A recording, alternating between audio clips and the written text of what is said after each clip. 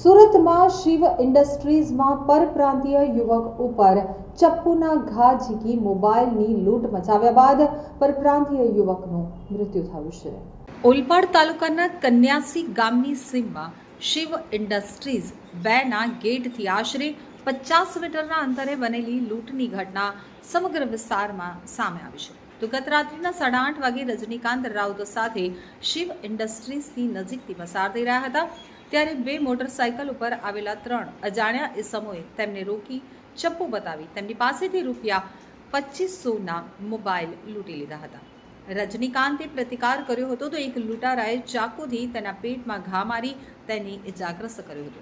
ત્યારબાદ લૂંટારાઓ તાત્કાલિક નાસી ગયા હતા। લૂંટારાઓની ઉંમર આશરે 30થી 40 વર્ષ હોવાનું જાણવા મળ્યું છે। ઘટનાની ફરિયાદ પોલીસમાં નોંધાવાઈ છે અને લૂંટારાઓની શોધખોળ માટે કાર્યવાહી ચાલુ છે। આ દરમિયાન ઈજા પામનાર રજનીકાંતનું સારવાર દરમિયાન મૃત્યુ થતાં પોલીસે હત્યાનો ગુનો દાખલ કરવાની તજવીજ હાથ ધરી છે। आपका नाम क्या है? विजय राउत। मरने वाला क्या नाम है और क्या काम करता था?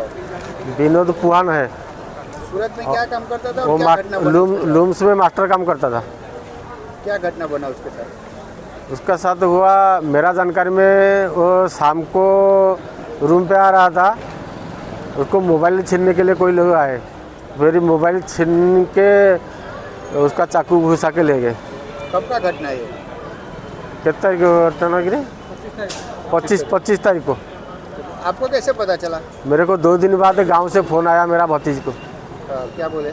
वो बोले मौसा जी थोड़ा उधर जाओ, इनसे विनोद को चाकू लगा हुआ है और कौन सा कंडीशन में थोड़ा देखो, उसको कौन सा डॉक्टर मेडिकल में भर्ती किया है ये सब जाके थोड़ा तपास करो।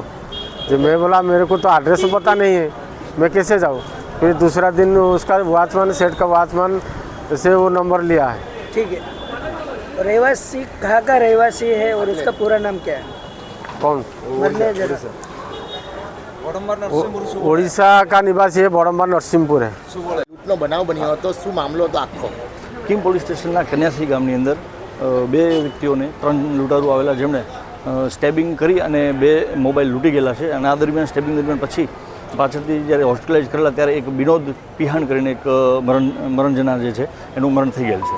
સાહેબ કેટલા લૂંટારો તો સાની પર આવ્યા હતા અને શા માટે ચપ્પુ માર્યું હતું? 3 લૂંટારૂ હતા અને 2 બાઇક ઉપર આવેલા હતા અને મોબાઈલ લૂંટવા માટે 2500 રૂપિયાના 2 મોબાઈલ હતા એ લૂંટી ગયેલ છે।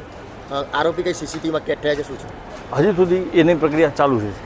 શું લાગે સાહેબ કોણ છે આ લૂંટારો? કઈ રીતની લૂંટને અંજામ આપ્યો છે? લીધા ગુનેગારો એવું લાગે છે? હજી તો કેમ કહી